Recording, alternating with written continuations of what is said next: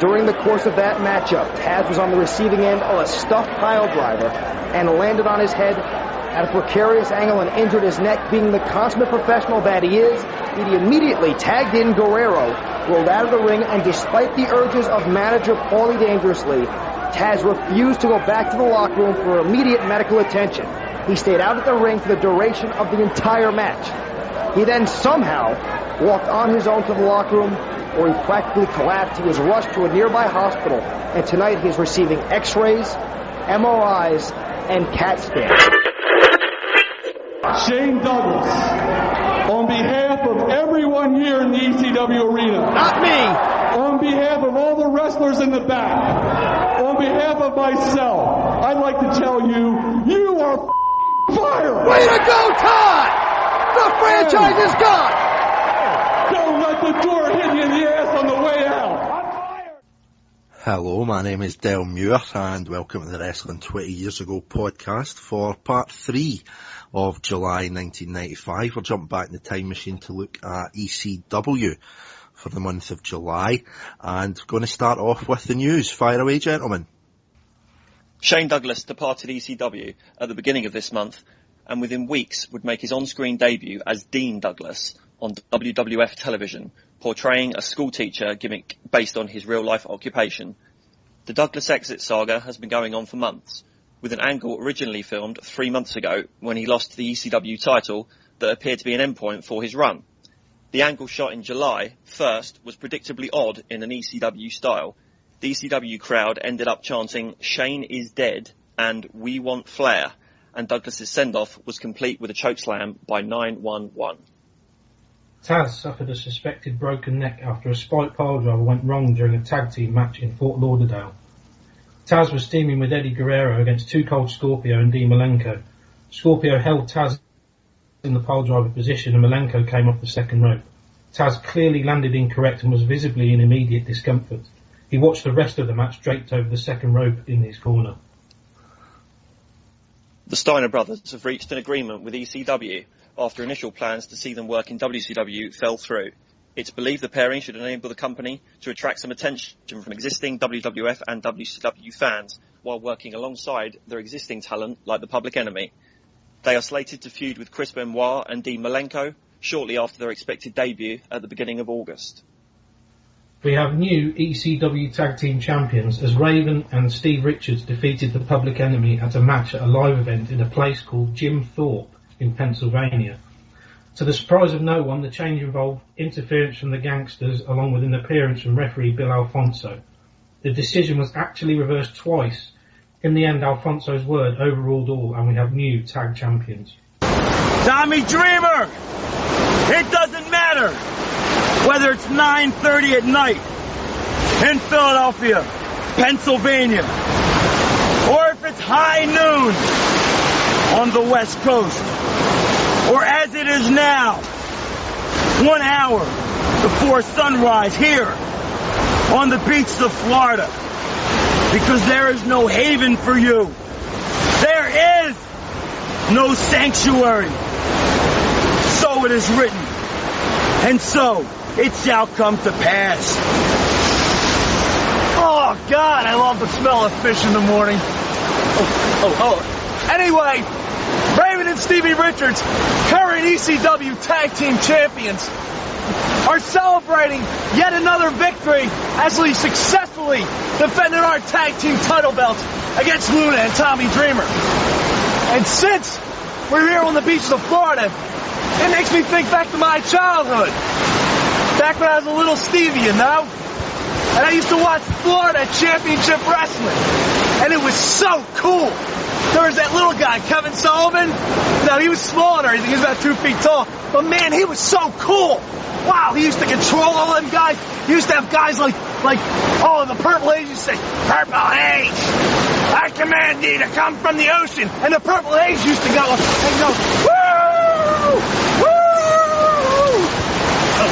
So, anyway, Purple Haze came out of the ocean, and he kicked ass just like Sullivan. And then, they had Woman. Boom! Whoa! Well, she was the greatest thing next to you, Beulah. And oh wow, it was the greatest, it was the coolest, it was the best time of my life. My childhood was the best childhood ever. Until they got Luna.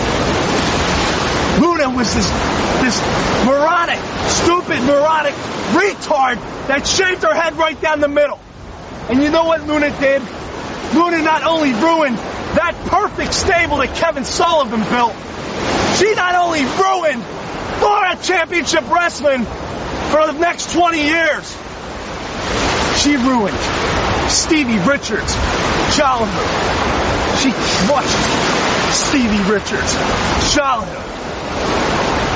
Until New Wave came along, and then I was teaching. I was like, the police and everything. Shut up, Richards! Okay.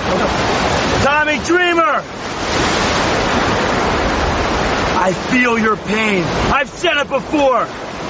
But as I've also told you, I feast on your pain. And every bit of anger, every bit of hostility you have makes me stronger. And this, 2 broken fingers, Tommy Dreamer. You thought that would set me back. You crucified me to a cage, and the entire world heard the chair shot turned around the planet as you doubled a chair across my head. And you thought that would be it. That was the end of Raven. But little did you realize that it only made Raven stronger. And now, Tommy Dreamer, if I was only powerful before, now I am like a god. And there's no way to stop me, Tommy Dreamer. And I will prove to you, as everyone knows, that I am the most powerful force in Extreme Championship Wrestling. Quote the Raven. Nevermore. Thank you very much, gentlemen. And in the kind of guise of ECW, a wee bit of an ad hoc start to the show, never even introduced you to Kieran. Kieran Mitchell, welcome to the show. There. Thank you, Dale. And Tom Martyn. Tom, good evening. Hello, Dale. Good evening to you. Thank you very much for the news, gentlemen. So, bit of a special ECW show this month. Going to be pretty much focusing on the recent live event, Hardcore Heaven, from ECW. Pretty big month for the company with this show. Then a couple of weeks later in the month of July, we also had Heatwave 1995. So a bit different to the usual hardcore TV review for ECW. Really just going to be focusing on the live show.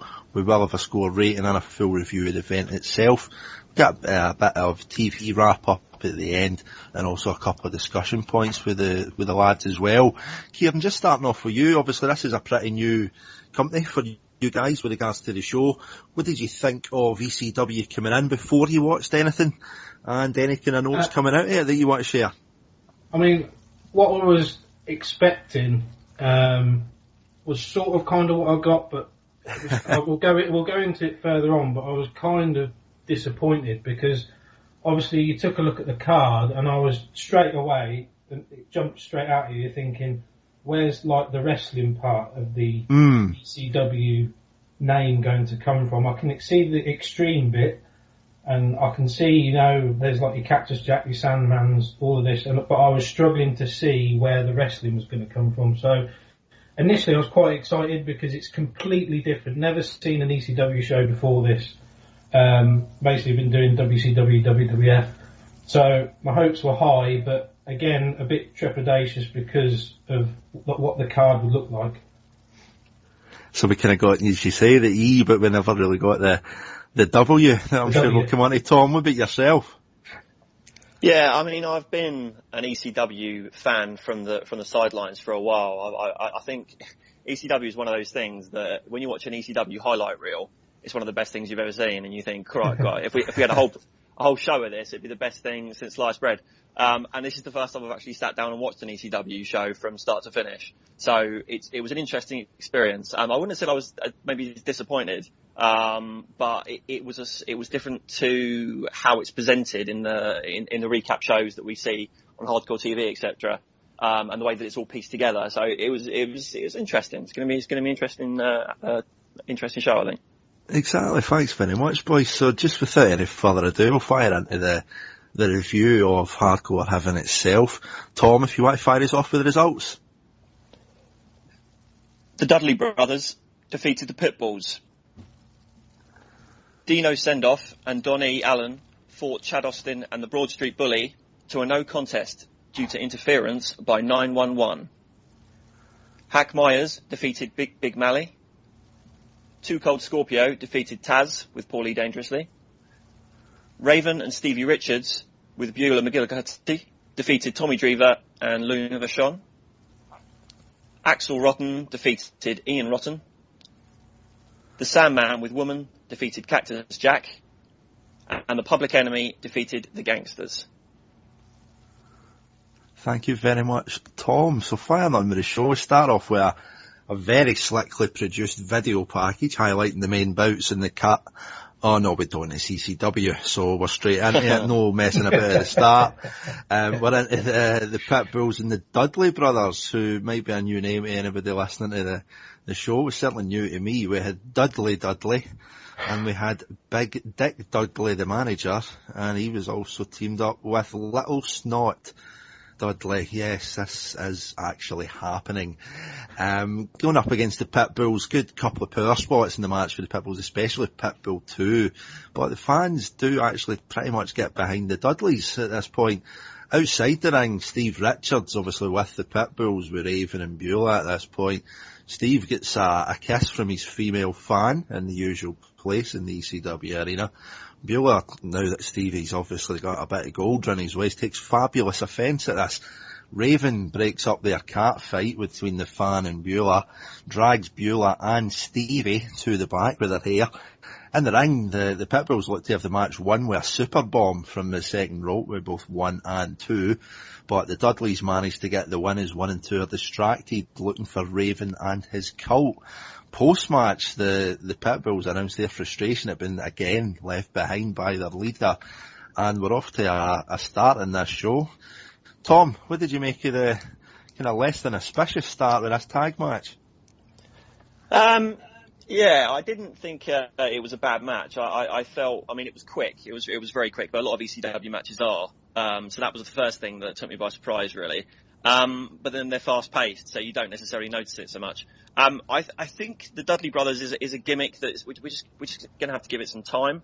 At the moment, I don't think we've been given enough in terms of a backstory to understand who they are, what they're about, and what they're looking to do in the company, and where they fit in. So really, I guess at the moment we're just taking them for what they are. And the Pitbulls, the fact that they're called 1 and 2, they also lack a bit of backstory themselves. So there wasn't a huge overarching story to ride with on this one. But you know, it was probably as good as a match as it could have been. There were a few things going on. There was the storyline outside with the interference from Stevie's fan. I think that's cool. That sets up, you know, once we learn a bit more about who that is and how that lady who we're presuming is not actually a fan, she does work for the company, and I might just be really clever and work that one out myself. She looks the part. Her and Beulah are going to have a feud, you would think. And I think, you know, the Pitbulls with their sort of interaction, interview after the match, I think was really quite welcome. Because for characters like them, that they do struggle to, you know, they're not involved in any particular storylines themselves. It's often off the back of what Raven's doing historically. It would be good to see them go out on their own. And I thought they were decent on the microphone. I didn't think they, you know, set the world alight. But it'll be good to see where they go. And I think the Dudleys will be, as you say, Del, they seem to be over with the crowd. So I'd be interested to see where they go within the company. Yeah, right off the bat as well. As I say, these two guys just coming in. We've got Big Dick on the outside and Pitbull's 1 and 2, as you say. We're not really coming into this with a kind of George Lucas master plan and kind of preempting the stories here. Martyn, would you make of this? Sorry, Kieran, would you make of this?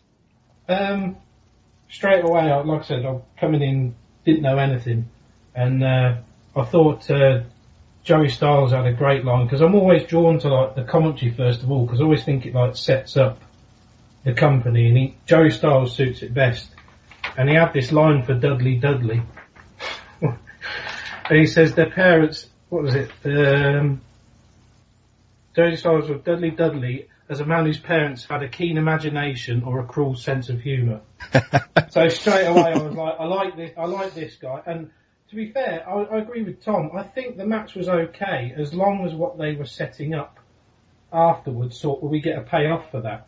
So all of that drama that sort of may have, quote unquote, distracted you from the match. And the match wasn't bad. I thought some of the offense was actually quite good, especially from, like you said, Pitbull 2 on when they were dominating Snot and some of the stuff they were doing there. There was a little bit of offense from the Dudley brothers. But I think with all that distraction, if that actually gets paid off down the line, I think that would be really good. And like Tom said, the Pitbulls didn't, they don't set the world alight, but I think, thrusting them, giving them a bit of a push, sort of taking Raven away from them, could bring the best out of them, and there could be some really good things to come from that team, I think. I mean, look-wise, they're very, very different to a lot of the other guys on the card, especially in that tag division, or what I've seen of the tag division, I should say. So I'm quite looking forward to where that will go and if we'll get a payoff to all that distraction from outside. Yeah, totally agree, and I think you guys have made some cracking points. On you go, Tom. No, I was just going to say, on that subject, have we not seen anyone like them before? I must admit, one of the first things I thought when looking at them is that they reminded me of Demolition from across in WWF. Right. They got that sort of latex PVC gimmick going on with a bit too much metal. I think, given the right push, they could actually be quite an aggressive and quite a team to be reckoned with. That's just something that I jotted down as well. No, that's a fair point. I mean, especially looking outside as well, even with the Dudleys, you've got Big Dick Dudley is there as a manager in this role. When he's standing there, he's at least £300. So, I mean, you've got some big guys in this, and I mean, not to give away too much of a spoiler with the TV stuff coming up later on, we actually see the Pitbulls doing a springboard to the outside where Pitbull 1 blasts Pitbull 2 to the outside. Pitbull 2 pretty much lands in his head.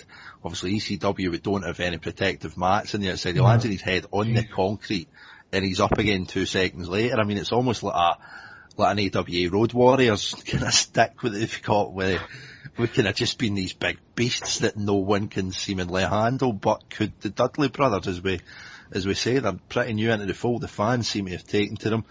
Certainly could be something that's interesting, as the boys say down the line, if we get a payoff to this, which ECW, to be fair, have a pretty good track record of. So, into another tag match straight after this, but the Pitbulls and the Dudleys were now into Donnie Allen and Dino Sendoff. They're going up against Bad Chad Austin and the Broad Street Bully, the hitman Tony Stetson. So it's a pretty cold cut again to this match. Not a lot of production as we've come to know and perhaps love for ECW. Cold cut straight into the match between these two teams. There's a backdrop middle of the match that pretty much almost necks Donnie Allen. The crowd then chant as loving and supportive as ever. You both suck. And it's you both suck dick. Joey Styles on the mic says the match. Exactly. I mean, you've just got to admire their support of these fine young athletes. Joey Styles on the call, he's saying that the match will, quote, never make air, as it's so bad. The crowd then chants for 911, and as the big man does, he fully obliges them, comes out, choke slams everyone, and then leading back to the angle for last month with 911 and his 5 choke slams, they start chanting, we want 6. And we see a very, very nervous looking Bill Alfonso just peering round the corner for the back of the curtain. Kieran, I want to start with you in this one. There's a lot of talk about this match being as bad as it was. Personally, I'm more of the outset that it was maybe pretty much bad by design, whether that's to get 911 further over or to extend this kind of almost pending payoff of him finally getting his hands on Bill Alfonso. Do you agree with my theory, or do you think it really was just this bad? To me, it is a blatant setup for this guy, because I don't know the shtick with 911 going in, but to my mind, what it looked like is a complete newbie. What it looks like to me is they put on a purposely bad match. Crowd gets on the back of the wrestler, basically like I said, telling them that they suck dick. And then then the inevitable 911 call goes out, and then down comes a guy the size of the north face of the Eiger, and just like choke slap. I mean, that guy is quite an impressive size dude. And when he comes out and started choke slamming, I sat there with the missus and I just said, "Holy shit, he's going to destroy these people." And lo and behold, he absolutely just destroys everyone in the ring. He does, yeah. Yes, it's got to be by design. There's no way that I can't believe they would ever put 4 people in a match knowing that they obviously know it's going to be bad and that the crowd is just going to, like I said, get on his back, 911 call, out he comes, decimates everyone, the crowd goes, yeah, 911, job done. Totally agree. Tom, would you think? Yeah, I agree with Kieran. I think that the giveaway for me that it was clearly a setup was when you've got Joey Styles saying, "How bad is this? It's not even going to be on TV." Because even in a bad match, usually the crowd will get on top of the guys in the ring, and the commentary team will try and keep it afloat. But Joey Styles was, he was trying to sink the boat as much as anyone. And then they've obviously just done a bit of creative booking and just said, okay, how can we make the crowd want 911 more than any other possible way we can think of? And let's have one of the worst matches possible and have him come out and obliterate everyone. And the guy is just a beast. He really is. I haven't seen him work too much in the ring, other than just planting people with that choke stand that I'm sure he's going to break someone's neck with soon. And I wonder if, and you guys talked about this last month, Del, with you and Bob last month, but I wonder if the eventual setup with this, with Paul E and 911, is for Bill Alfonso. And will it just build and build and build eventually to the point where Bill takes his choke slam and that's the payoff? But personally, I hope it doesn't. I don't think anyone should ever get their hands on Bill because I think he's just so over in that heel role. He looked like Cyril Sneer behind that curtain. It's hilarious. He did. That's who it is. I've been trying to place who Fonzie reminds me. It's either that or Splinter from the Teenage Turtles. He's one of them. I think Cyril Splinter was quite a nice rat, though, to be fair. I mean, Fonzie's definitely got the teeth for it, but... Yeah. Don't know who that makes Bert, but anyway. I think it's, you can see exactly what they're doing with it. As I say, I hope that it doesn't eventually lead to a choke slam to Bill Alfonso, because I think there's more money to be made there than that. But I also agree with what you guys said last month in that how far can they push this? 6 choke slams soon become 7, and then you got to draw the line somewhere, because either the crowd will get bored or someone's going to get hurt. Has he had a match yet? Has he actually had a match yet? 911's pretty much there as Paul. He kind of come in as Paulie's heater, Paulie's bodyguard. Now the crowd kind of love him that much where he does it's almost like a kind of self-censor for ECW, where if some shit, 911 gets chanted, 911 comes out, 911 causes carnage, everybody's happy. Which, as you say, I mean, with him booting it into this position, pretty smart stuff. I mean, you've getting 4 pretty much jobbers coming out here. They've tried to repackage Tony Stetson a little bit with this Broad Street Bully thing. 911, but as you say, just comes out as a boss. And that's, I mean, if you're looking at the most common kind of comparison with this would probably be in the Fed, where like your Sids and your Diesels, where it's like big menacing guys that's got a big killer move. Myself and Bob have even spoke about it. Could we see like 911 in a big company like that? But ECW as they just do so well, it's kind of hiding those weaknesses and accentuating the positives. But as you say, Tom, I mean, it's whether that gets exposed over time. If you're just going to see him as that choke slam, that's kind of something where I think they need to walk a bit of tightrope there. But they might just want to ride it out until they, really like rinse it dry sort of thing, until it gets to that point where they said, right, we're going to have to put him in a match, and then it's going to be an unknown quantity, isn't it? Well, that's it, and I mean, hopefully the big man delivers, because I mean, I seem to talk about this every month, but that choke slam for me is kind of much an impressive move as you're going to see in this business at this point. He'll break Alfonso's spine if he catches him. Well, that's that. I mean, we spoke about this match kind of being almost bad with design. I don't know whether you two gentlemen are going to be quite as positive with the next one, where we've got the Shaman, ECW, Hack Myers, and he's going up against a debutant who can't be getting much change at his £600, whether it's Big Mali, Big Bal Puccio, whatever you want to call them. Gentlemen, I'm not even going to kind of hide my apathy for this match. The notes I've got in this are about 2 lines long. It pretty much alludes to Big Val Puccio making Hack Myers look like Lex Luger, body-wise. I mean, it's good that Hack's got the crowd with him, with the full Shah chants for him offending and the shit chants for him defending. The last kind of bits of notes I've got in this match is after an endless 5-6 minutes of nothing, Val misses an elbow, allowing Hack to get the win. Worst match ever. Kieran, am I being too harsh in this? Fucking bobbins. I thank you. That bloke, he's put down the fork, mate. Come on. It's like, what did they seriously think they were going to get out of booking someone that big who can't even... You got someone like Yokozuna. Yokozuna could at least move. This guy just... I mean, it took him like a week to get from like... When he does like the running and then squashes the guy in the corner. It takes him a week to get across the ring. Yeah. Oh, it's terrible, Del. Terrible. Any defence for this at all? Yes. But not much, I've got to be honest. I thought that Big Mally was working the crowd quite well at the start. I thought he was winding him up, and he was saying, "Look at me, look how good I look," and that's classic heel tactics. And if you're going to give any props to anyone in this match, I would give Big Mally props for pretending that he's, got a decent body when quite That's clearly... true as well, because, I mean, you see him coming out, I mean, it's not as if he's shy. He knows he's seen himself in, I would imagine, 3 to 4 mirrors in his house, kind of side by side, just so he can see himself. He knows that he's going out there. They start chanting, "You fat fuck," at him. And as you say, it's not as if he takes it to heart. It's not as if he's like, I'm husky. Yeah, it's water off the knows what he's going out there. He expects it. He laps it up, as you say. That's a fair point. It's kind of one of the few silver linings on that kind of all-you-can-eat buffet plate.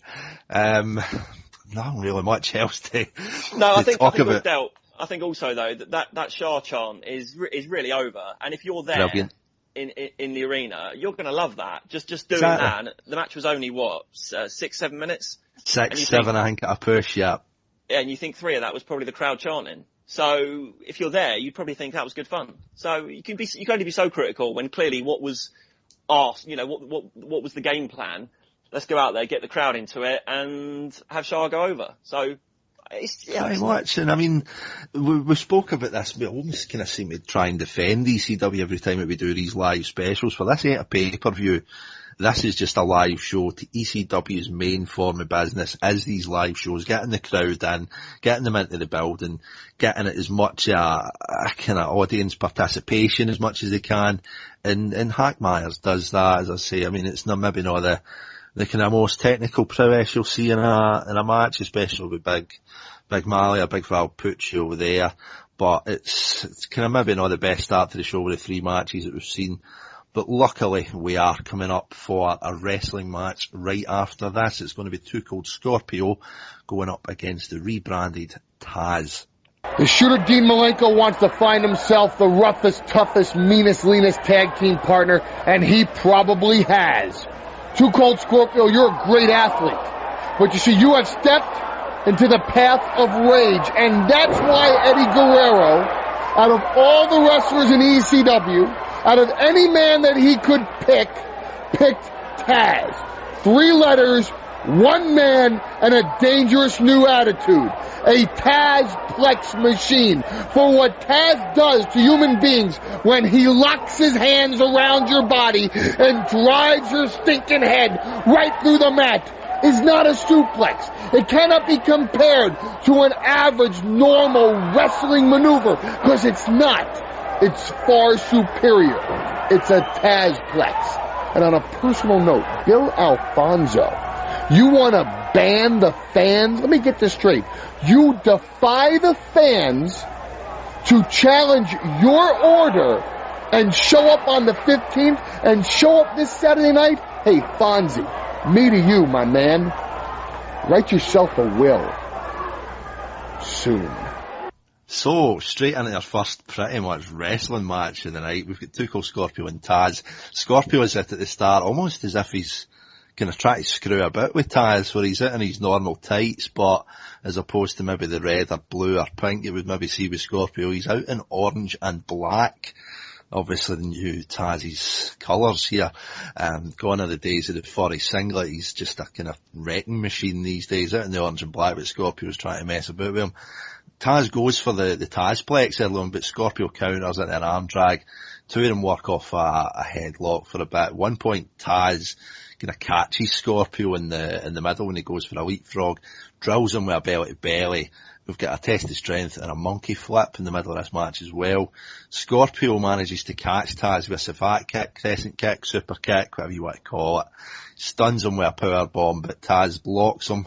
Drops Scorpio with a lovely T-bone suplex. Scorpio kicks Taz's back.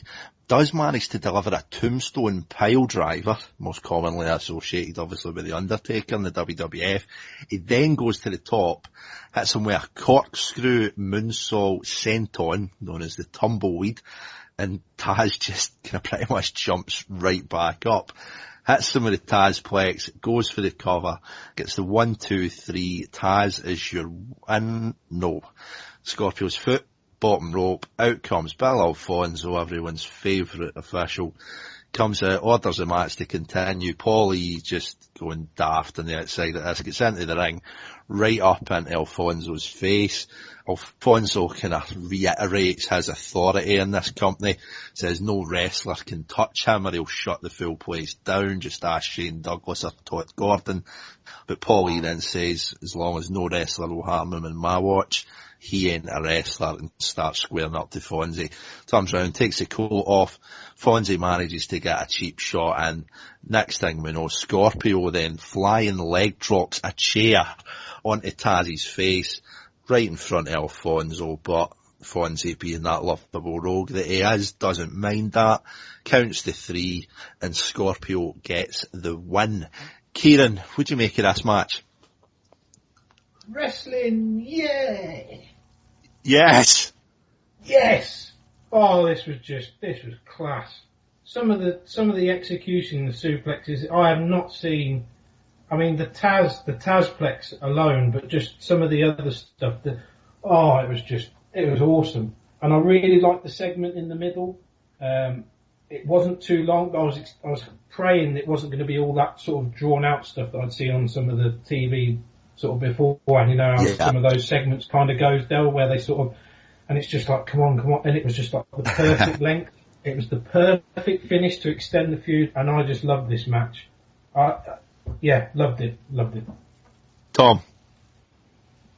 Yeah, another glowing review from me. I thought it worked for a whole host of reasons. I thought, Taz, if you want to talk about how do you repackage someone and bring them out, get them over, and give them a character that they can run with, it's just money. He looks like he was built to be that character. He stands there, he folds his arms, he doesn't need to do anything, and he's got that stare. It's enough. Before the match has even started, you're like, we're ready to go. Scorpio was getting in his face, being quite aggressive, being sort of, winding him up. And what do you do to someone that stands there and doesn't want to be wound up? You wind them up. And then what do you do when, after a great match, when they get the win? You reverse it on them, because then that gets the crowd even more wound up. And it's just great, like real textbook booking. I thought that the match had some excellent stuff in it, like, a lot of stuff Kieran said. The suplexes was fantastic. Scorpio was trying to keep it grounded, but Taz was flipping him all over the shop, and there was a side suplex on Taz, and he kept hold of the headlock and really cinched that in. It looked really legit. There was belly to bellies, all sorts of stuff in there. The tumbleweed's a fantastic move. Scorpio pulls that off so well, and the way Taz bolted up out like a beast emerging from the water. It was great. I think big thumbs up for the match. The people involved, and the events post-match as well. I thought it was really, really, really good. I'm so glad you two guys agree with us. I mean, after about the first 30, 40 minutes of this show, it was like, I feel bad for these boys. This is like the first exposure to ECW on this show, and they're going to say, Oh God, it's not looking good.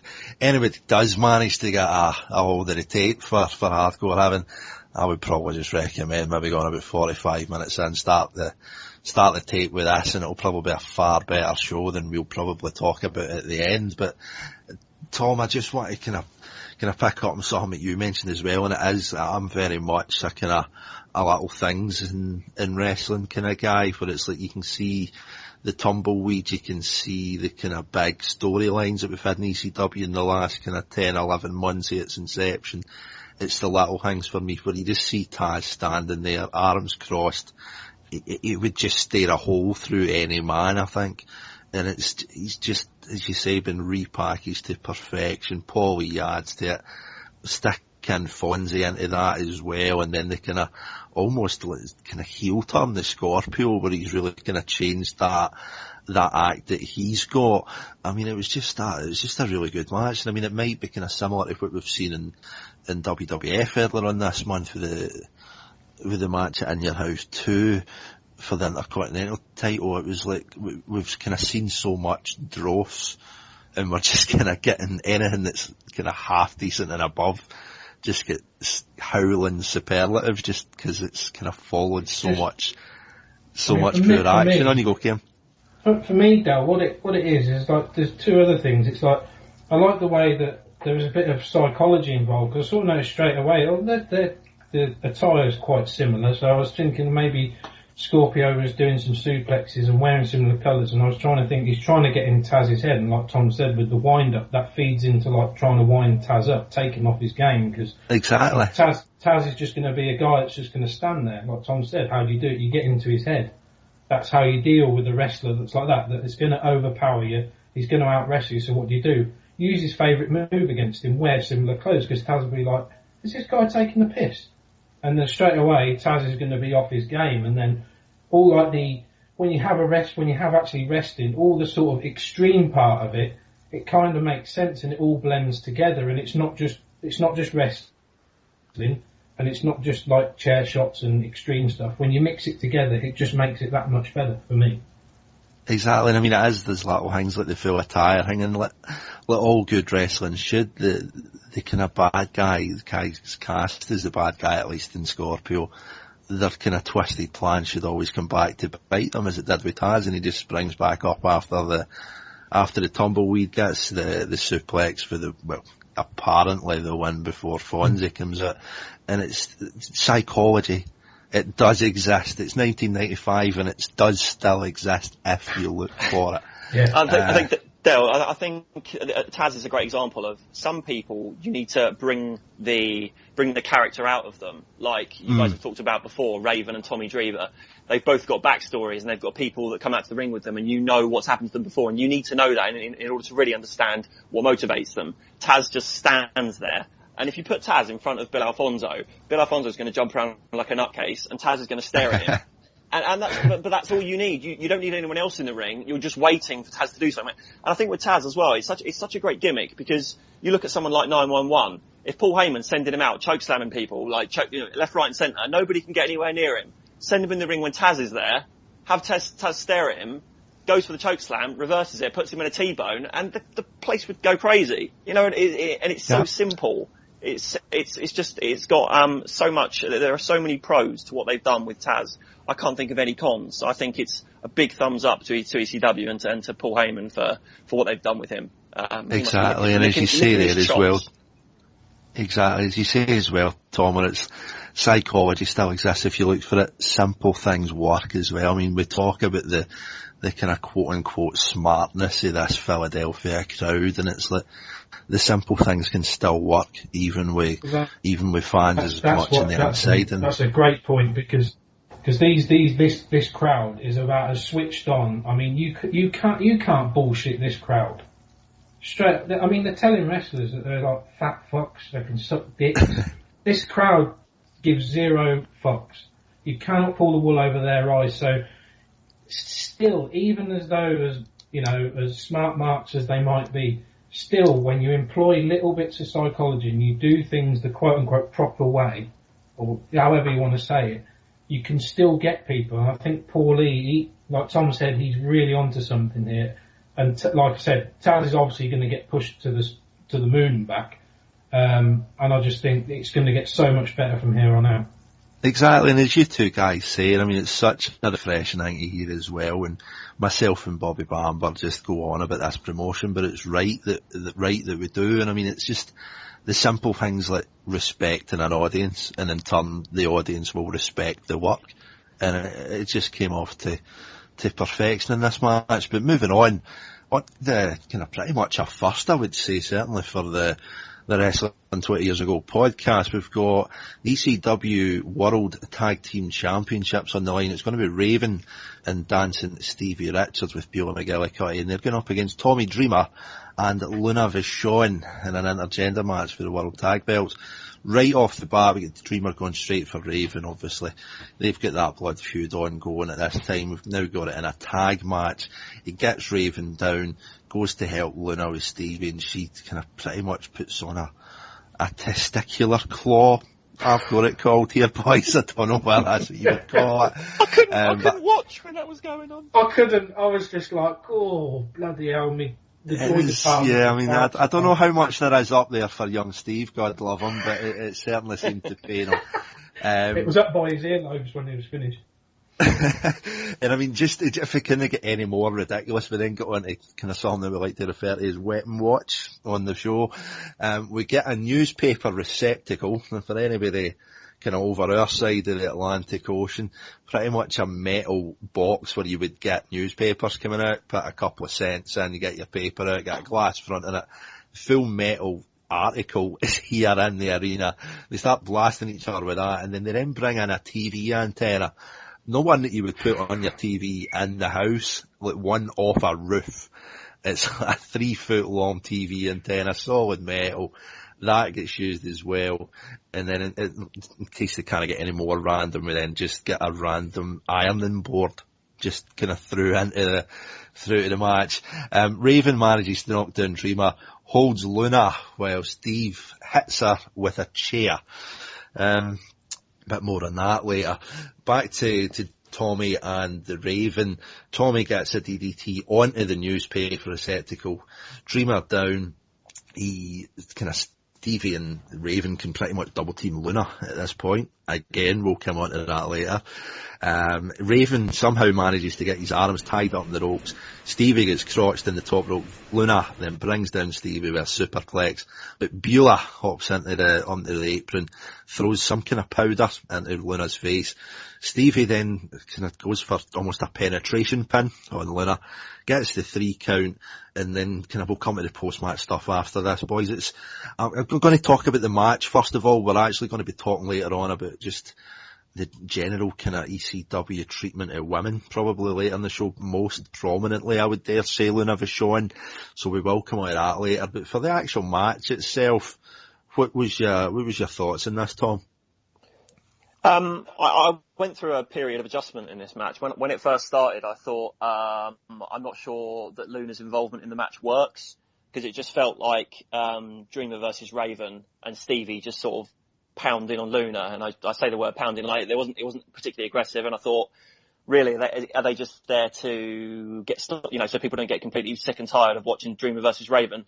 However, as the match went on, Luna's involvement became apparent, because actually she is a woman, although sometimes you might forget it because she's so in your face with all the blokes, and she's never shy of getting in something, squaring up to someone and saying her piece. I thought overall it probably worked. I don't think it probably worked as well as the booking team might have hoped. I thought the spot with Raven tied in the ropes was good, and I thought the superplex involving Luna from the top was great. And as you say, there was a chair shot to Luna that kind of half made me wince, half didn't, and we'll come on to that. But I mean, my overall feeling was that this match, whether it's going to be a match that we want to watch or not, is going to lead to Luna versus Beulah. That's what I took from it.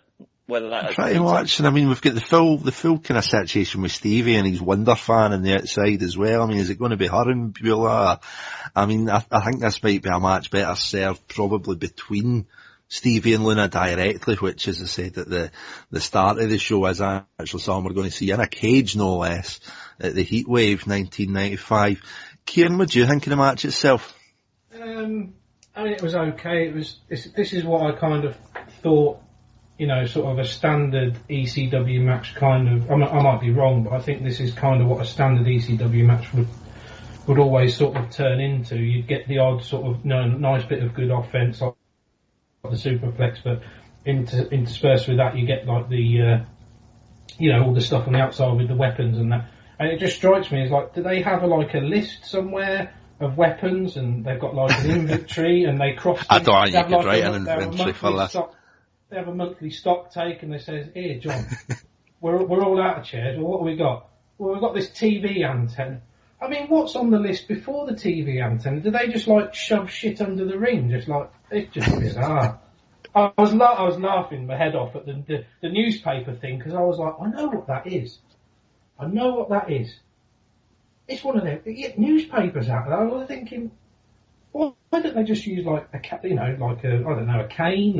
I don't know, a baseball bat? No, they bring out a newspaper receptacle. Whatever. I swear to God, the only reason that I even knew what it was because I'd seen Dumb and Dumber last year. I thought the same thing. And it was when Lloyd puts his spears in the exactly, it was the only reason I knew what it was, and I was just kind of expecting.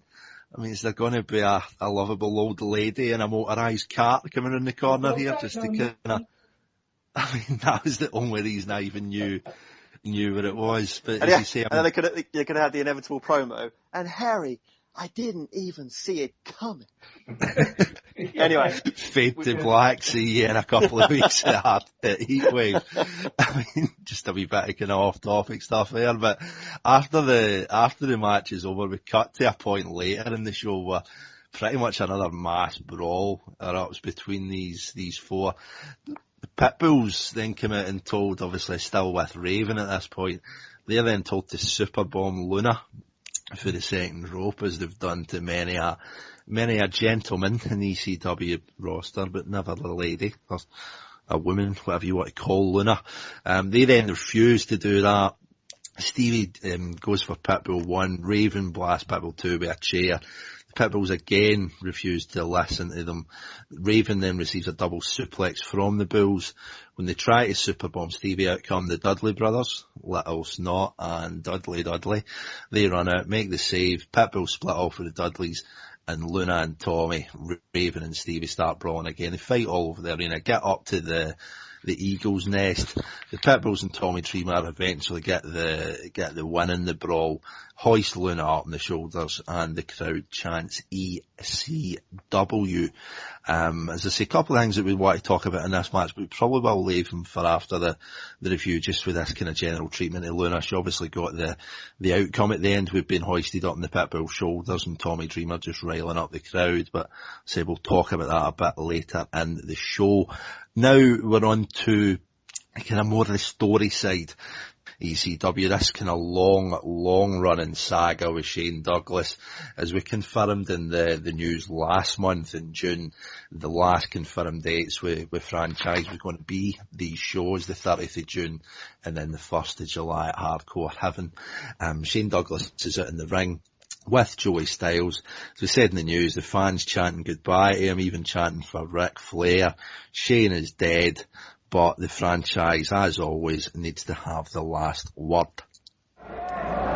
Ladies and gentlemen, your winner, and still ECW World Heavyweight Champion, the Sandman. The Maddox attending to Cactus Jack. Here comes Commissioner Gordon. Maybe we can straighten this mess out. Douglas interfered. You got to reverse this whole decision. No way Douglas is going to walk out of this arena tonight. He came in, he interfered, he nailed the commissioner is beside himself. You got to do your job. Let's go. Come on. Let me tell you something, Todd Gordon. I'm about had it with you and your bald little head. How dare you? You don't have the authority to come down here and reverse any match. He's the commissioner. Just relax. I'm going to show you what kind of nice guy I am here tonight, Todd Gordon. And I'll prove all these people wrong. I'll stay in ECW. And all you got to do is get down on your knee and ask me. Don't do it! That's it. On your knee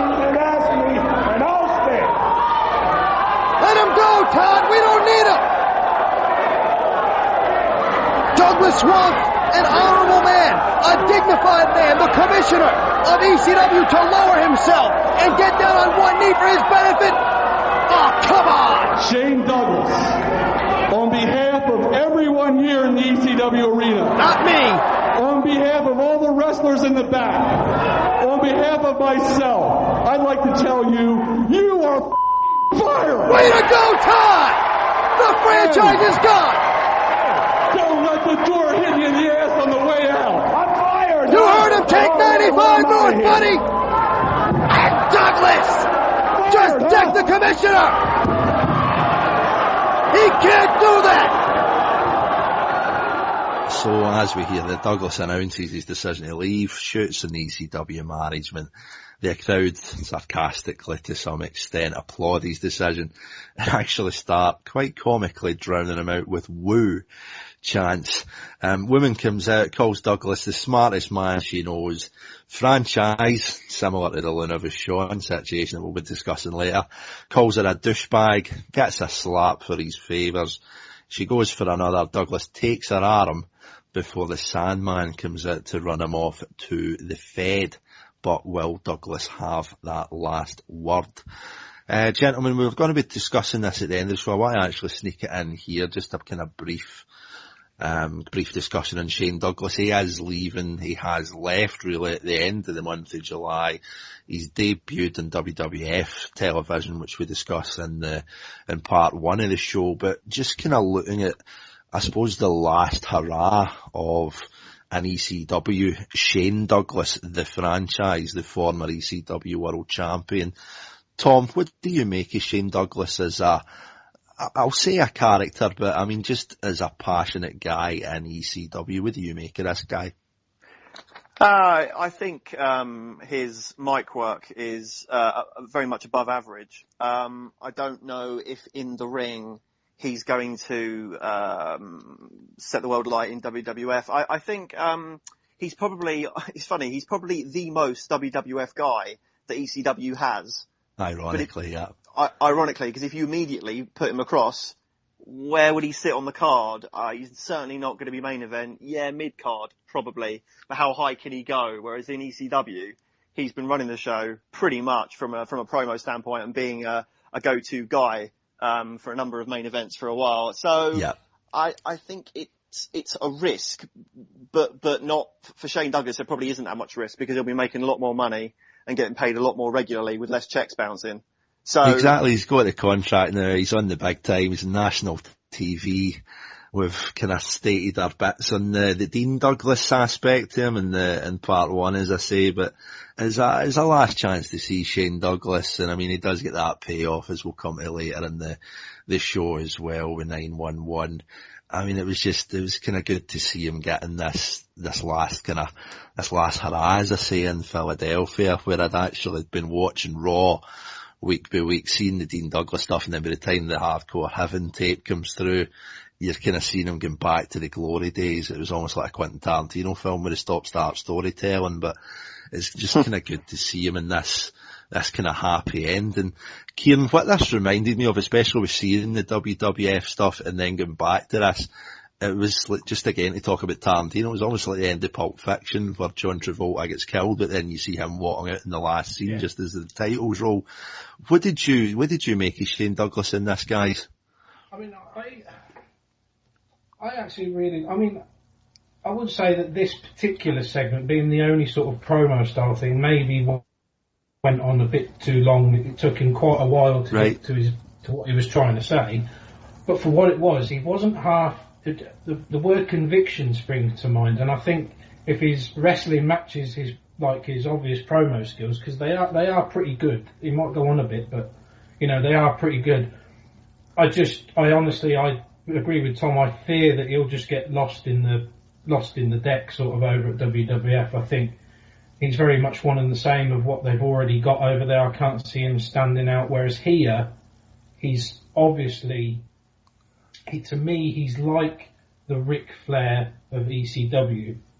In that kind of character, of that kind of like really self-confident, egotistical, but he's got a lot of conviction about him. And I really, really enjoyed what I could pick out from this like 12 whatever, how long this segment was, 12 minutes I think or something. I got some really good impressions off it, and I really like the character, and I'll be sorry that I won't get to see more of him at ECW. And there you go, there's a lovely promo from Kieran Mitchell there. Just go back, listen to the shows, see that rise and not even fall, just rise and rise of Shane Douglas, the franchise in ECW, before he makes that debut in WWF as Dean Douglas. Do go back, listen to that, hear myself and Bob just totally enamour ourselves with this guy and just what he means to the business, and hopefully it does end up well in WWF. We can only wait and see. We've had that wrestling match, we've had Taz and Scorpio, we've had the kind of king of the mountain, Shane Douglas, almost going out with his last hurrah. We're now on to what we alluded to at the start of the show, with just this extreme side of ECW. Type A death match, pretty much just a lawless rampage of a match, no rules. Ironically, we've got Bill Alfonso officiating it, and just kind of almost as an irony, really, with just the kind of general flexing these kind of authoritative muscles in the last kind of month or two that he's been on the show. We get the kind of pretty much a slow start to the match as the Rottens, Ian and Axel, size each other up. Ian misses a roundhouse punch, but Axel gets a quick jab in. We've got the first move of the match. Fonzie then backs both of them into neutral corners, looks over Ian. He's got a slight cut above the eye. Comically, Alfonso just calls off the match at this point due to a lack of vision, due to blood loss. Kind of random cut in the match out of nowhere. We just kind of see the gangsters and the Public Enemy brawling through the curtain into the aisleway. At that point, Bill Alfonso pretty much sees it as he's placed to almost run a mile, demands that these four are arrested, gets them taken out of the building. Now that Fonzie's away backstage with them in Philadelphia's finest, out comes Commissioner Gordon. Tom Gordon's out there, states Fonzie has left the building. Bill Alfonso has just left the building. So let's start the fucking Type A death match, and we're off. So Ian rakes his brother eyes. Just kind of explain here, as per the no rules of the match, both of the Rottens, Ian and Axel, have got their fists taped, which as a street fight makes pretty reasonable sense, but it wouldn't be ECW with it just going that bit too far, I would say. Both of them have got shards of broken glass stuck to the tape that is on their fists. Throughout the match, we see these shards getting taken off and kind of cutting themselves, almost like blading, but before the eyes of a very, very, I don't even know what the word is for the audience, but it's definitely audible gasps during it. We've got the shards getting used, just kind of getting punched in the face with these shards of glass and blood everywhere. The two of them just end up walking around aimlessly around ringside, whether that's part of the story they were trying to tell or just a fact of just genuine consequences of blood loss. Back in the ring, Axel gets an earful, Ian goes for the upper hand, Ian gets to the outside and then gets a bag of thumbtacks, goes for a pile driver onto the tacks, but Axel manages to get a back body drop onto them, splashes his brother onto the thumbtacks, gets the win. Boys, I pretty much kind of stopped taking notes halfway through this match, and then the next thing I knew it was over. I just thought it was just absolute car crash TV. I can't imagine this will make the air on Hardcore TV. We did see incredibly brief highlights of it later in the month, but Tom, I'm going to start with you. I just thought this had no place in a wrestling promotion. I don't know why I'm just being a bit harsh on it, but what did you think?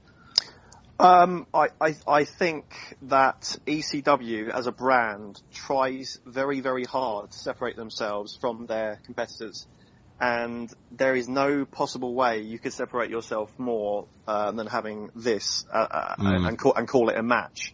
It was borderline. I felt like I was watching people being tortured. There was no. You didn't root for anyone. The crowd were not behind either guy. So really, it was a case of when's it going to be over? There was far too much blood. There was far too much. It was far too slow. I did note a DDT, which was a plus point. But the best part of the match for me was the random run-in from Public Enemy and the Gangsters. I thought that was great. Yep. I loved it. I suddenly picked up and I thought, oh wow, this is what I want to watch. But then that as a viewer just shows exactly how wrong can they get it with the match that you're watching? So no, just I didn't understand it more than anything else, and it was really uncomfortable for us and the crowd, clearly. Kieran, any other kind of contrary thoughts to this, or are you with both of us? I don't really have any words for this. I was just really, really uncomfortable. Like I said, I watched most of this show with the wife, and she's like not into wrestling at all, and she was just like, well, you always say, what are they trying to tell us? What are they trying to, the story here? And I said, look, I just don't understand why this is even on the card. What did they think they were going to get from this? I mean, is this, I mean, I'm guessing, Dale, this is the blow off to the feud, is it? Is this hopefully that should be the kind of crescendo with this blood feud, yeah. Because Jesus Christ, there's no way you can go after this, and I don't mean as in this was a great match. It was a tremendous blow off to an amazing feud. This was just like, just stop now, lads. Exactly. You know I mean, we're not talking about this being the pinnacle of athleticism here. It's just like, Jesus, just stop now. Why? I don't. Is this like sort of like, is this like a standard ECW thing? Like this amount of, or do they just sort of say to the wrestlers, look guys, we want to see blood, and then the wrestlers sort of just do it a bit ad hoc? Or the way that we've basically what the story is for anybody else that's unaware of the Ian and Axel Rotten thing, they basically used to be a tag team. They're Storyline Brothers, and the team called the Bad Breed split up at the start of the year after losing a match to the Pitbulls, and that was the outcome where the losers had to split up. We've started kind of having these baseball bats wrapped in barbed wire matches and kind of really just having a blood feud kind of on the live circuit. There's not been too much it on TV. You'll get the odd kind of cut to it during the month in hardcore TV, but this seems to be the pinnacle of this, where it's just like there's a good story there, and I mean, we even spoke about it myself and Bob going back to the start where you've seen it in the Fed, where you've got a brother storyline with Owen and Bret Hart, and it worked perfectly. Owen's the younger brother trying to step out the shadow. Yeah. These two just, I don't know, as you say, I think they just got it wrong here. But I think, Del, for me, what I find so confusing about it with a match like this, on a show like this, is you look at, we talked about the Taz Scorpio match, and even aside from all the great wrestling that was involved, there was a really good story told. And I almost get the impression that they've gone, right, okay, they had 6 men around a table, and they came up with all the ideas for that match. Okay, bam, we've nailed it. Right, who wants a coffee? Oh, I'll come with you. It was left to one bloke on his own who just looked at it and went, and put a cross through it, and just said, look, just go out and just do what you like. It really did feel like that, and there was absolutely nothing to be taken away from it other than that was really horrible. So, yeah, just didn't understand it. And I think we just must wrap that up there. Hopefully, as I say, that's going to be the final blow in this blood feud, but certainly not one for the history books, at least for the right reasons. Public Enemy, what'd you think? Did you think the gangsters was gonna come to the killing field and play with you? No, son. The gangsters coming for one thing. Belts don't mean nothing. Winning titles to the gangsters don't mean nothing. You see, you perpetrating the music, boy. Now, the gangsters in the house. And you got to know that when we get a hold of you, don't think that the night was as bad as we gonna get, because you ain't even seen the beginning yet. You see, I'll sacrifice 3 or 4 ribs. I'll break a few ribs. I'll even puncture a kidney. That don't mean nothing, because it's worth it in the end. You see, you got to know that now it's our violence versus your violence. And your violence ain't as bad as ours. I'll give credit where it's due. You was a little tougher than I thought you'd be. But now, we gonna come to your hood because you done came to ours, and we left you flopping around like a fish out of water. Our hood is just a little different.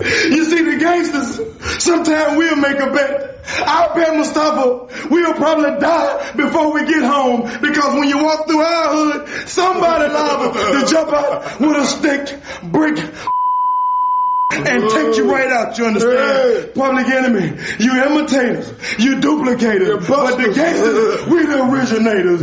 Get ready, because we gonna set your ass on fire. And I don't care what you do. You see, ECW, we extreme. You ain't seen extreme yet. You see, the gangsters don't care nothing about winning and losing. All we want to do is beat the hell out the Public Enemy. So get ready, because your day is numbered. And when the gangsters get a hold of your mother, you better know we gonna treat you like a pimp treat a hoe. We gonna slap you around and leave your ass out to dry. You bunch of punk mother.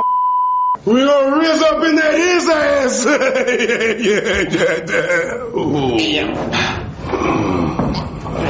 Let's go. And we're on to your semi-main of the evening. It's going to be for the ECW World Heavyweight Championship. It's going to be the champion Sandman going up against Cactus Jack. Sandman and women at the start. Not one, but two Singapore canes for this match.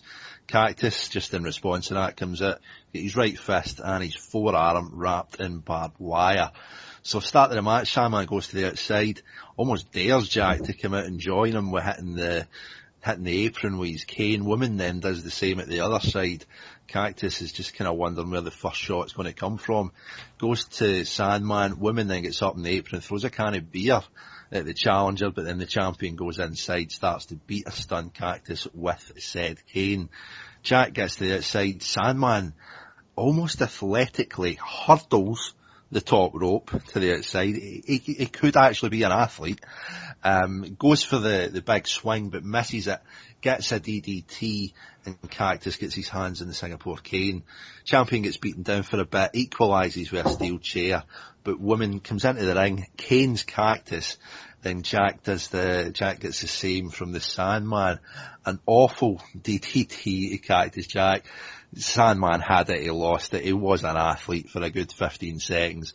Went for a DDT, awful to the chair. But in his defence, he did sell the elbow lander in the steel in the aftermath of that. Woman then goes to the back, comes back out with more barbed wire. Sandman pile drives Cactus to the chair. He then takes the barbed wire from Woman, going to wrap up his fist and his forearm with it as well, but this is ECW. We need to go one above. Whenever someone does something, you need to ramp it up to 11. He wraps the barbed wire round his entire body. He then corner splashes Cactus twice, goes for a big splash from the top rope and nails it. Cactus manages to backdrop Sandman to the outside before hitting that patented apron elbow with a chair for company. Blasts Sandman on the outside in the concrete. Sandman then gets his barbed wire shirt pulled up round his face. Cactus hits a top rope leg drop for a near fall. Gets a couple of punches in, busts the champion open, but again manages to kick out. Woman comes in again, canes Cactus, who actually shoves her down to the mat. Again, listen to the end of the show to discuss that. Shoves her down to the mat. Sandman then bumps the referee. All three of them laid out at this point. But we then get the last hurrah again of the franchise. Shane Douglas comes in, pile drives the bloody challenger, takes the mic and tells Sandman to keep his friends closer and his enemies right by his side. He then canes Cactus. Sandman manages to roll over him. They get the three as Douglas tells ECW to kiss his ass goodbye. Gentlemen, we've kind of talked about this in the last couple of months with Sandman as your heavyweight champion, usually in your main event spot where you get the kind of car crash violence that we're known in ECW. You've usually had a mid-card wrestling match, to be fair. Maybe kind of more and above the Taz and Scorpio affair with like a Dean Malenko, a Benoit, kind of something along those lines. I don't know whether it was just because this was coming off the back of that awful Bad Breed match with the just blood going everywhere. I really enjoyed this. I thought they really kind of done well, Tom. I don't know about you. I would start with saying that I am very, very torn about Sandman as a champion, and I'm understandably. And I'm loath to say that I enjoyed the match that much because I don't really think, if I'm being perfectly honest, I don't think he should be in that position. I really don't. I think he's got there because of his character, and he's actually got a very good look he comes out to the ring with Woman with his amazing American pajama bottoms on, which obviously get the ladies, and he drinks his beer and he has his smokes. That's fine, but his matches never, ever impress me. It's only ever who he's up against that impresses me, and Cactus Jack continuously impresses me. Not just because he's willing to throw himself through anything that's put in front of him, but his promo work's fantastic. He's got a lot of character. He's actually surprisingly agile. Yeah, and that one spot that Sandman did where he jumped over the top with the cane was actually very impressive, and I made a note of that. But other than that, the match was good. I enjoyed it, but then again, it was nothing that I didn't think it was going to be. It didn't surprise me in any way. But the story that was told was quite good. The involvement of Woman was done very well. And as you say, the post-match, we got a nice final send-off for the franchise. But no, as a main event, I probably wasn't as impressed as you were, I don't think. But I think I'm a bit tainted because of my opinion on Sandman. But I think Cactus is great. That's fair enough. I mean, you say Sandman's maybe only the place he is because of that character. We're coming out to Metallica at the start, the full cigarette situation, the beers and the kind of cutting himself open in backstage promos with Singapore canes or Kindle sticks, whatever you want to call them. I would say that probably the last champion was Shane Douglas. He's been headhunted with a national federation. Who do you want to put the belt on? Someone that no one will come and steal from you. So maybe that's why the Sandman's got to say, nah, he's not going anywhere, mate. He's safe as houses, this boy. Kieran, what did you make of the match itself? Yeah, the Sandman thing again, like I said, it's kind of interesting because you hear I've heard these names before. Obviously I know Cactus Jack and a few others, but the Sandman's kind of an enigma type thing.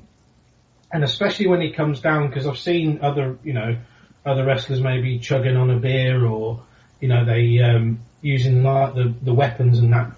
But he definitely has presence to him. I will give him that. He does have a presence. He comes out and he's got total belief in that character. It's just all the way up to the point of when he starts with the action in the ring. That's kind of where the veil slips. It's kind of what I was thinking in my head as I was watching it. I was kind of thinking back to 911. I was kind of thinking again, there you've got two guys who are just brilliant gimmicks. One, you're not so sure about what's going to happen.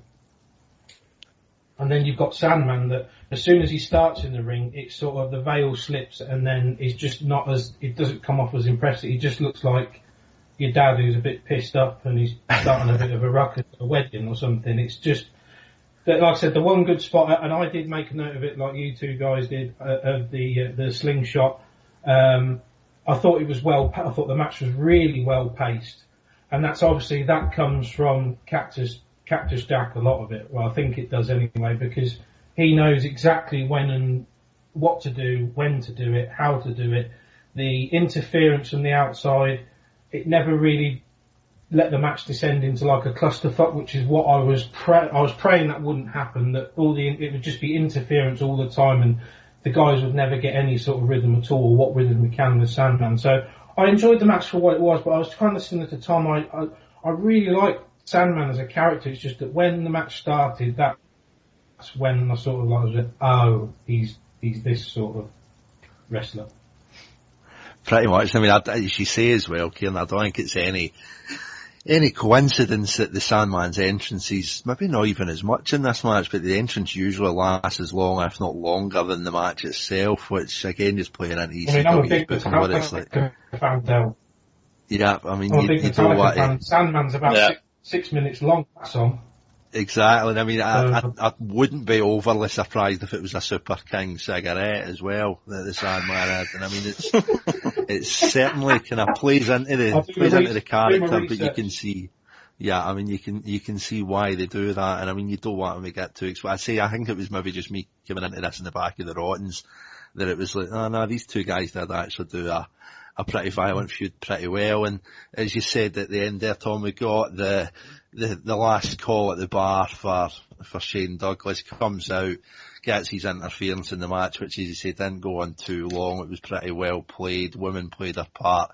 Commissioner Gordon comes out, tries to reverse the decision, But then Shane Douglas turns it around on him, tells him he'll actually stay in ECW if Gordon gets down on his knees, which he does. He obliges the franchise, but he then fires Douglas on the spot before franchise lays out both Gordon and the match referee. The crowd's chants of 911 are answered, and the big man again comes out, gets the payoff in Shane Douglas. We finally see the franchise getting chokeslammed, and he's chokeslammed all the way to New York.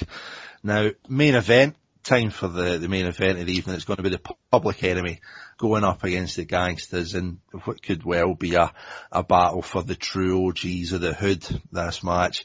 And let's hear a bit from both teams before we go into it.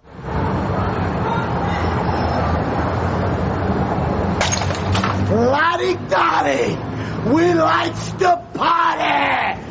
Gangsters, you want to take it to the hood? Flyboy Rocco Rock and Johnny Grudge have come home, and we're back in the hood. It might be fancy clothes, it might be a pocket full of money now, but you're bringing out the true Public Enemies. Gangsters, we know where we gotta be. ECW's making big strides. ECW's moving up, Johnny. We don't need no fancy hotels. We don't need no penthouses. We don't need no luxury cars, because we had that, right, Johnny? At all. This is where we belong. Mr. Cameraman, get a shot at our resort. Mr. Cameraman, let the people see where we belong. Because where we belong is here. And here is where the blood flows free. And here is where our hearts belong. And here is where we need to be, Johnny. This is where we need to be to get back to where we belong. Gangsters, remember one thing. Public Enemy are the original OGs of professional wrestling. So one thing left to say, rock-a-bye, baby!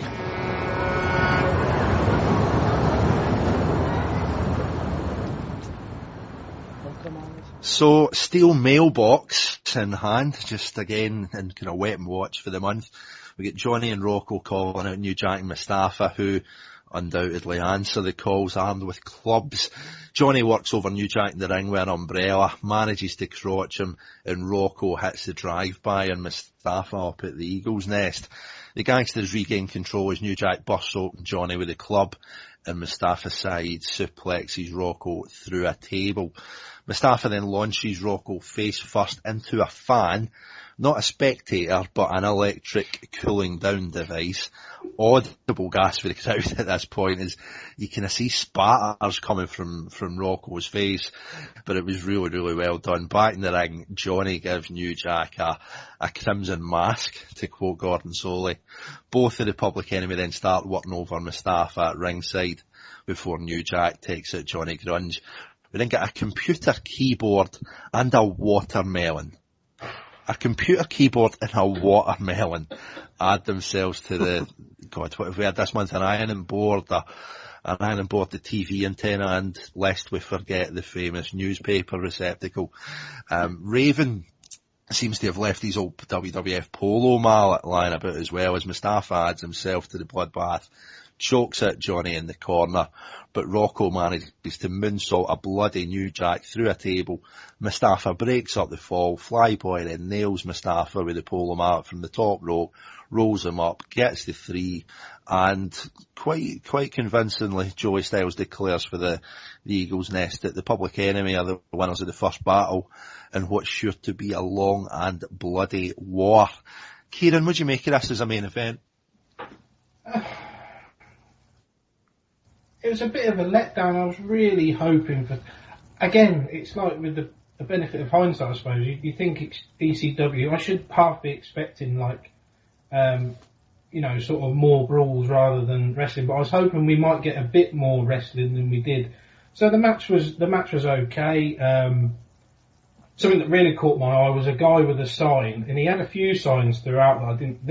But this one I thought was a bit close to the bone. It said, "We want a lynching." I mean, this crowd is just it's mental. I can see why some of these brawls might happen the way they do, because they're obviously pandering to a very, very, very aggressive crowd. And it's this constant. I think I understand where this constant need, or they think this constant need for brawling comes from. It's like you said, Del, throughout the show, it's this constant game of one-upmanship. So you go for the Rotten match, and then you go to what the Sandman and Cactus Jack did together, and then when you put those three to get those matches in particular one after another, I can kind of understand why they had the brawl that they did, and why the match was the brawl that it was. So it was okay. It was just not my cup of tea really. But the random weapons is it's brilliant. That's fantastic. The props guy must have been. I mean, they must have been paying him a fortune to go out and source some of this. I mean, a bloody keyboard. Somebody could have been using that. No wonder they don't get paid. It's because the bloody keyboard for the computer where they get the checks off, it's been smacked over there to some wrestler. There's probably some poor secretary in the back going, I had a keyboard here. No one's getting paid this week. I mean, there's definitely somebody round the corner for this ECW arena trying their best to make a couple of pound in a kind of garage sale or a trunk sale, or I mean, and God, his business is booming. I mean, the stuff that's in here is just unbelievable. I mean, I'm really glad you brought up the sign guy, I suppose you would call him. Glad you brought that up about the lynching as well. So I mean, it was something I was thinking about in the Axel Rotten match. But I mean, this is at times almost like it's almost like a Roman Colosseum kind of atmosphere with the blood flowing and very much. And I mean, it's like, why did they do this? But then you go to that main event and you see the sign there where we want a lynching. And it's like, well, that's why they're doing it. The crowd is just encouraging this. And again, with the one-upmanship, it's like, well, they want this, we'll give them this. But then it's like, we'll give them this, and then the crowd want more. And it really just does get quite uncomfortable. I mean, the thought in my head, I mean, as the show sort of winded down and finished, I was thinking, I mean, how do they possibly think of where they can go next? You know, when everything's just ramped up, and the crowd are in that much of a fervour, and they're that aggressive. How do they keep them how do they keep the crowd pleased? It's kind of exactly. I mean, exactly. I mean, it's like that kind of old locker room game where it's like, oh, I'm going to drive into and I'm going to run him over and I'm going to leave him bleeding in the sidewalk. Well, what next? Well, then I'm going to pick him up. I'm going to throw him back into the car. And I'm going to drive it off a bridge and drown him. Well, what next? Well, I'm going to dive to the bottom of the ocean and then handcuff him to the bed of the sea. And it's like, well, what next? And it's just like, where do you go with this? Tom, what did you think of the main event itself? I really enjoyed it. You're a sick man, Tom Martyn. Yeah. I must have been watching too much extreme horror. But no, honestly, I when you looked at the card and you saw that that's what the main event was, and you saw the little preview of what was to come in the match before, I'm quite biased in my pro wrestling viewing. If I like a character and I like what's being presented to me as a potential match or potential angle, if it delivers what I expect, I like it, and I really, really liked this. I thought I think the Gangsters are a great tag team, like for ECW. They'd never fit in anywhere else, but they look like the type of guys that if you came across them on the street and looked at them the wrong way, they would leave you in a pool of your own blood and wouldn't give two shits about it. And that is exactly how two guys like that would have a match. They basically said to them, right, all four of you go out and just go apeshit. Anything you see, use it. Any table you see, smash through it. And it was just chaos. And I thought that was exactly what I wanted from the match. And it was never going to be a wrestling spectacle when you looked at who was in it, really. But I thought it actually had a couple of good spots in. I think New Jack's got a great flying shoulder when he dives off the ring apron, or I think he was on the stage with the ring apron. But that's a really legitimate. You look at that and you think, ow, that really looks painful. And I don't know. I don't want to be a hypocrite when I say that the Sandman's a one-trick pony, and once you've seen it, you've seen it all. But the Gangsters are a new team. And it may be just because they're fresh. They're not necessarily doing anything new, but in this sort of street war, as I guess they're pitting it, I just thought it was really watchable. And I think that the Public Enemy are so over with the crowd, that it was the right result in the end. And as you guys alluded to, this is going to be a war. And as you say, you can only really think that each match will pick up from the last one. So in a really sort of quite despicable way, I'm quite looking forward to where they take it. And there you see it in a couple of weeks' time at Heatwave. I'm going to be in a cage, and the cage is going to be full of weapons. So, ding ding, round 2 for the on-air turf war between the Public Enemy and the Gangsters. Tom, just brief overview of the show itself, thoughts on the show, review, and then just a rating out of 10 if you could. Yeah, I mean, as I said earlier, as my first start to finish ECW show that I've watched, I was surprised by how stop and start it was. I thought the whole show would have a similar feeling, but it actually didn't. I felt that the individual matches were booked as individual matches, and there wasn't really a lot of thought put into what precedes the next match, and how are the crowd going to feel at this point. It was a bit like, you guys do that match, you guys do that match, and we'll just put them in as we like them, and we'll save the craziest batshit match till the end. I actually enjoyed it because I like ECW as a product, and I love what they do, which is something so entirely different from anything else you can find. And it's the kind of stuff that if you caught it and you were flicking between channels, I would leave it on because I like stuff like that. I'll watch Car Crash TV, literally. Wild police chases or anything like that. So if you like that sort of thing, I don't think it was a bad show. I think there was an absolutely dreadful match in there, and there was a really, really good match in there as well. And the rest of it, in my opinion, from what I've seen so far, was just ECW. So I would give it a 4 out of 10. Fair enough. Kieran, what about yourself? Yeah, again, came in not with certain expectations. It was just too bitty there was like Tom said, there was just no flow to it. It was like, this was quite good, that was really shite, this was alright, that was really good. And when you don't flow, it kind of makes watching it hard. Like, I had to watch it twice just to make sure that, I got everything, because I thought, oh, is that really that bad? Oh yes, it was really that bad the second time round. So it was kind of just like there was no flow or no ebb and flow. But some of the really good stuff was really, really good. So I'm going to go slightly higher. I'm going to say 5 out of 10.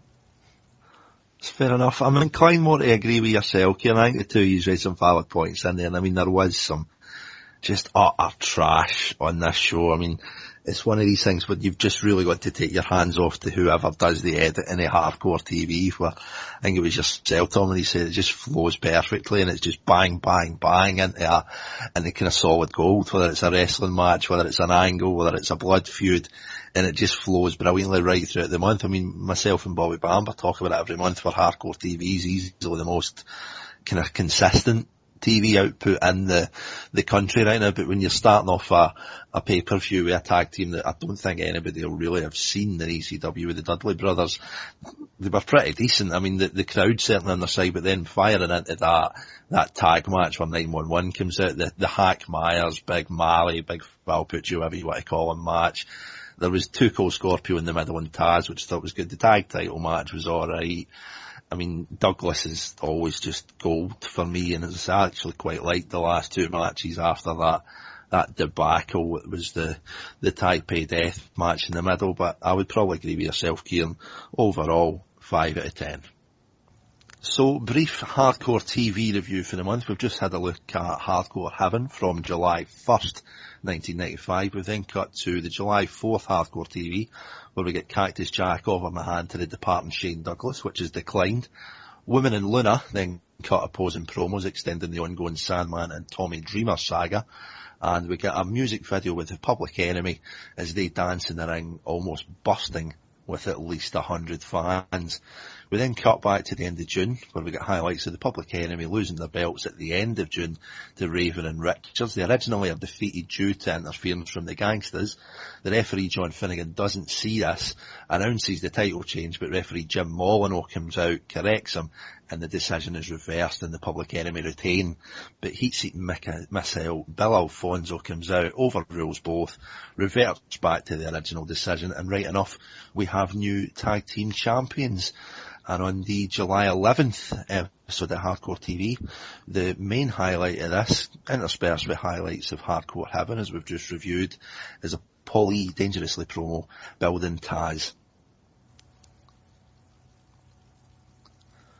July 18th, we get very, very brief highlights of the Public Enemy and the Gangsters, with New Jack calling Johnny his bitch, and a slow motion tease of Rocco Rock's moonsault from the top of the cage at Heatwave 95 onto Mustafa Saeed, who's laid out on not one, but two stacked tables.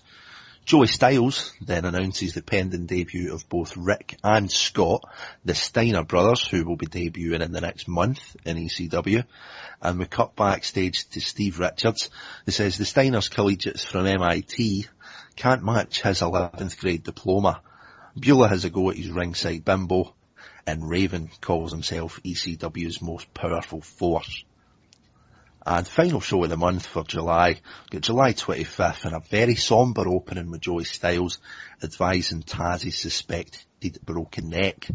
We then also get a classy debut in Florida of a character clad in camouflage pants and a full head mask, known as the Terrorist. Underdog Mikey Whipwreck upsets the near 300 pounder before Bill Alfonso nullifies the win.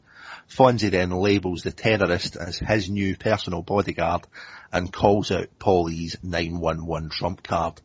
The two square off. 911 no sells the Terrorist offence, chokeslams the big man.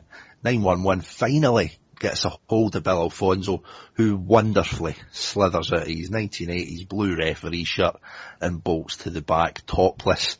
The Terrorist then takes Fonzie's chokeslam for him and almost out of his tack boots.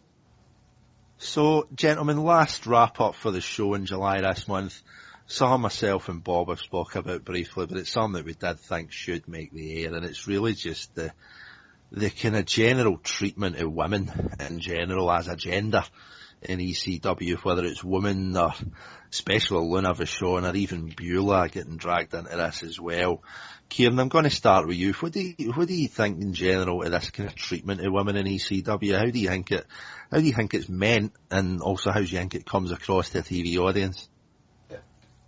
Like I said, again, I've probably kind of a unique look on it. I was quite taken aback. I mean, I know who Luna is, and I'm actually quite a big fan. I think she's very underrated in like the annals of wrestling, especially as managers. I think she's absolutely fantastic. But the way they treat the other women, like Beulah, and then, I mean, I don't know how many women are actually on the roster at the moment, but if that's the kind of treatment they're getting, it really did kind of take me aback. The sort of moves that they're getting, you know, sort of like full-on shots, you know, power bombs. It's all these sort of things. They're not like sort of, you know, little sneaky backhanded, you know, sort of disguise shots. They just get full-on, like, moves put on them. And it really did take me back. It really did. I think that's a fair point. I mean, it's even, they always talk about it's not just the physical side, it's the mental side. And I mean, you're getting women called douchebag sluts. And I mean, you can tell when a man's talking to a woman on the air, on a pre-tape show that's then edited for home video, and they still have to censor it. You know, you're kind of chatting them in the wrong door. And I mean, even going back to last year, whether it's Tommy Cairo and his kind of pre-tape segments calling Miss Peaches out, and it's like, what you been doing with your time off, Tommy? Oh, I've been eating peaches. And that kind of not so thinly veiled digs at the former manager S. I mean, Tom, what do you make of this in general, just how these women are treated in this company? I think there's a few things to consider. I mean, I think the way that it's handled is probably the company's reaction to their demographic audience and what they think they want to see. Because all you got to do is take a look at the audience, and it's 95% males, and I don't think probably 80% of them would mind seeing Luna Vachon getting hit with a chair. So I guess unless they've got people on their backs, be it TV companies, which is unlikely, saying you shouldn't be putting this on TV, you're being misogynistic, you're being sexist, you're being homophobic. And in some instances, I think they verge on being racist. In certainly some of the crowd chants that I've heard. I don't think they know any better. And the crowds are still turning up, and they're still making money, and they're still selling out the arena every week. So, as much as it might not be the right thing, I can't see it changing anytime soon. And I think that another thing I thought of is that all of the women that are involved, they'll all have agreed to this. They'll all have signed up. Nothing's happening that they won't have said, okay, I'm actually all right with this. Now, whether that's because they might be short of money, or they've been talked into it, or they've been told it's one thing and it turned out to be another, we don't know that. But none of them are there, I don't believe, because they've been forced to be there. Luna Vachon is notoriously a bit nutty and a bit of a nutcase, and she's done more physicality-wise in the ring than I think, from what I've seen, any of the other females on the roster. So I'm sure Luna knew what she was getting herself in for. But as you guys touched on, some of the other stuff is borderline offensive. But I just think they get away with it, so I can't see it changing. Yeah, I mean, couple of good points in there as well, Tom. I mean, especially from ECW as a company point of view. I mean, you're looking at this as they are still original territory. I mean, they are still just kind of broadcasting a couple of kind of sparse outlets in the country. They've got the brazenness to be kind of pretty much putting out a full recording of Metallica's Enter Sandman, as you discussed earlier on. I mean, I don't think they're going to be too bothered about censorship or kind of licensing issues, never mind just kind of what they see as offhand slaps and comments made to women. I mean, as you say even as well about the kind of involvement of these women in this, I mean, does it look as if these women are getting put into a PG product or a universal product and then just getting the editing twisted? The fact that Tour and Beulah and Stevie's apparent girlfriend at ringside are having a brawl, but it involves the two of them wearing miniskirts and underneath that some thongs. It certainly seems as if the girls are certainly aware of what they're getting involved in. But I think I think as well. Sorry, I just think that in terms of ECW, what type of channel would you see this on? It's late ECW, really, in its very basic essence, is late night TV. It's the sort of thing, because of how violent it is and because of the demographic that it's aimed towards, it's going to be on late and it's going to be watched by men who don't really want to see really complex technical female wrestling. They want to see girls in skirts and you know, getting involved with a bit of physicality, but not the pretty girls, because you know all they really want to see with them is as little as possible in terms of clothing. But yeah, I think unless with the physicality, it's Beulah McGillicuddy getting a pile driver and she's lofted in the air, her skirt falls down and you see her arse. I would imagine they want to see that level of physicality. But you can't blame them for that. But I think there's going to be questions. The more and more popular the ECW gets, the more and more questions that will be asked, but not just in terms of their treatment of women, the overall, the way the company's run, top to bottom. But they are, some of the stuff that we've seen is pretty offensive. I can't imagine there being any females that would watch this and be comfortable with watching it, in terms of, unless you hate everyone of the same sex. There's nothing in there for women to watch this product, and I don't think there's intended to be. And that will pretty much sum us up for the month of July. So thank you very much for listening, and also thanks to the panellists. We are now out of 20 years ago mode, and it is true, he does love the smell of fish in the morning. His name is Tom Martyn. Tom, thank you very much. I don't know where that came from. Yeah, thank you very much. It's been a pleasure. And you are on Twitter, yes? I am on Twitter. It's Martyn with a Y. And thanks again, Tom. And Kieran Mitchell, it is true, he will tie you to his Mustang and go for a ride down South Central LA. Thank you, Kieran. I like how I get tagged with fish and he gets going down South Central. I've got a nice car. Tom's just got an old trout. I like that. I'll have that. Kieran, thanks very much. Cheers. On Twitter? I am at the at Jotun Thrash 666. And Bob loves my Twitter. He loves it. He's determined to get to the bottom of it as well, but I'm just I can confirm I do love it, but carry on.